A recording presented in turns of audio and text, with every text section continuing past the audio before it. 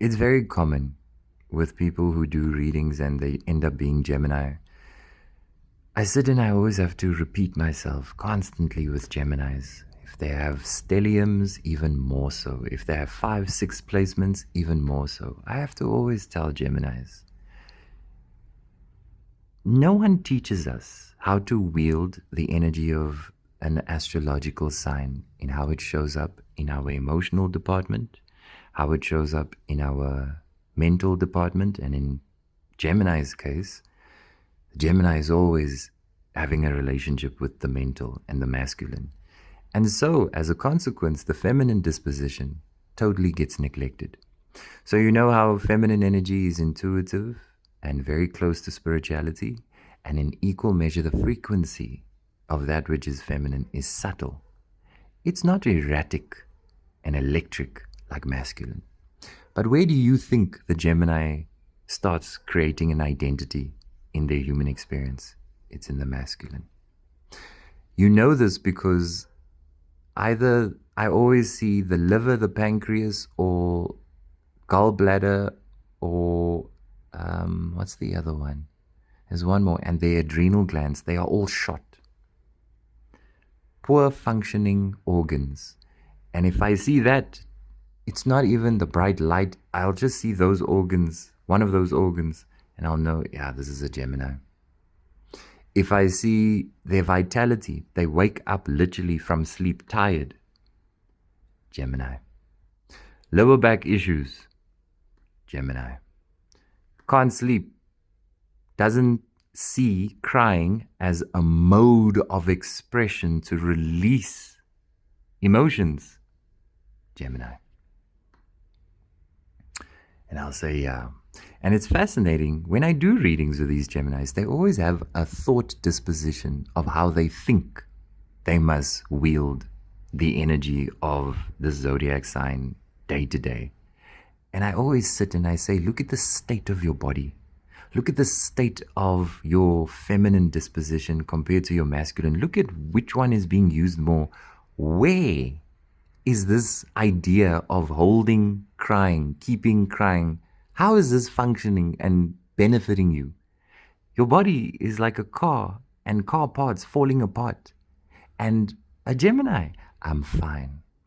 I'm fine, I'm fine, I'm fine. A Gemini's biggest Achilles heel is asking for help. That time they know they need help. And it's just because I know for a fact that the sensitivity linked to how they experience Gemini in emotions, it's high. In the fluidity of this Gemini moving in every department of your human existence, it's always gonna literally accelerate everything.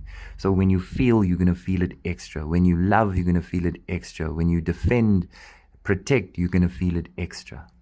It's fascinating though that that level of energy always expedites outside, and it's very, very rare that a Gemini realizes. Only those who are older realize this, but very few Gemini readings do I see them self-care.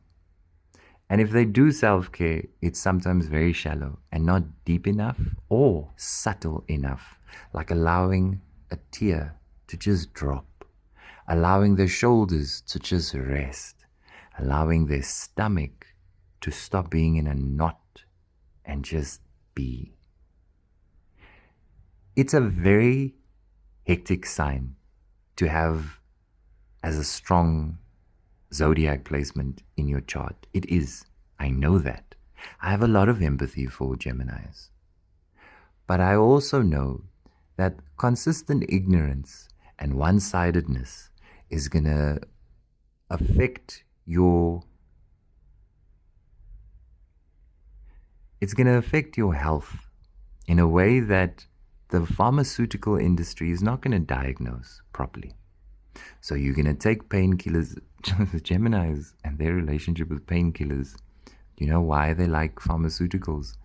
It's only because it's quick and fast and convenient. The very karma of Gemini. Quick, fast, convenient. They live by those laws. And if you were in my teaching, If you were a student of mine, I'd say for every moment you notice something is fast, you do the opposite. When something is quick, you do the opposite. You won't see the benefit of the organ, the liver, the pancreas, your feet that are so congealed. You won't see the benefit of this being loose if you consistently fall into the karma of quick, fast, instant, convenient. There's times for those things to show up, but for the most part, you need to learn that the Gemini zodiac energy needs to be kind of like pulled back. They're like horses, and it needs to be pulled back, and you need to take time. So in healing, you need to go the organic route. And I already know. You know what I like about Gemini? I know you know what is good for you, especially where health is concerned. I know your connection to the trees, to the plants, to the herbs, and a natural way, DIY way of healing yourself, as opposed to going to the doctor, rather going to the homeopath or making your own home remedies. You guys remind me of Aries when you like that. But the practicality of this being established in your lives, trying to compete with your masculine and your mental disposition, and you're not allowing the feminine, which is the thing that's going to help you nurture yourself. If you don't practice that feminine subtlety, moon energy for yourself, don't cry wolf with migraines and headaches. Don't cry wolf with fibroids. Don't cry wolf with low testosterone. Don't cry wolf when your energy is so low and you're stuck on needing stimulants to get you quickly up and fine and going and energy drinks. To ask for help is you must have this relationship with asking for help and understanding that it's not about getting the help more than it is about the muscle being practiced of asking and connecting to the receiving energy. A Gemini struggles to receive, but appreciates receiving. Whether it's a hug, whether it's a smile, whether it's the subtlest of gestures that will mean so much, or whether it's blatant. Either way, as I said, the zodiac of Gemini amplifies everything. That's why people love being either around you or they flippin' petrified of you and they stand off. Be wise in this astrological sign, in how you experience it as a human being. It is not there for nothing, especially where your paternal and your father's side is concerned. You are given this sign to learn balance, where masculine is at play, where your thinking is at play, and to dive deeper into that feminine feeling energy without thinking, rather just allowing feeling to be feeling. There's no such thing as being weak when you cry. One of the best exercises I would set up if I were your teacher, I'd literally get you guys to feel, whether it's crying for good or whether it's crying for bad, I'd say just get the muscle going. How dare you challenge the philosophy and the beauty of God that designed this expression point for you, and then you want to think, no, this means weakness. Are you kidding me? This means release for you. It's the most powerful thing that can possibly happen for you, especially you, because of that father issues. In different degrees, whether he's there but not there, he's present but not talking, or you never got validated, or you don't know your dad's side well enough. There's a reason why you are given this sign. It's not for fun.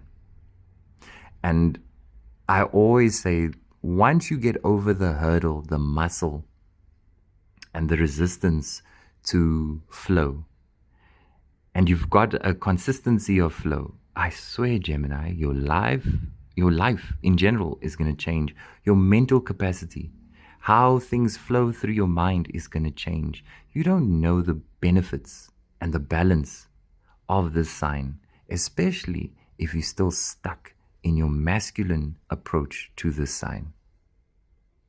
But I can't tell a Gemini what to do, right? Who am I? compared to a Gemini. You're going to do what the hell you want to do because you're in your masculine. But if the liver, the headaches, the poor energy, the lack of sleep, the stomach issues, if they carry on and that quiet depression keeps hitting you, you remember this video and don't act like you weren't told from a very deep place about the knowledge of this sign. Don't act like you don't know. You can literally go on the journey of shifting and changing, but ask for help where you don't know how to feel. Get the guidance where you don't know how to feel, and never associate feeling with weakness, crying with weakness. That's a karma. It's a karma.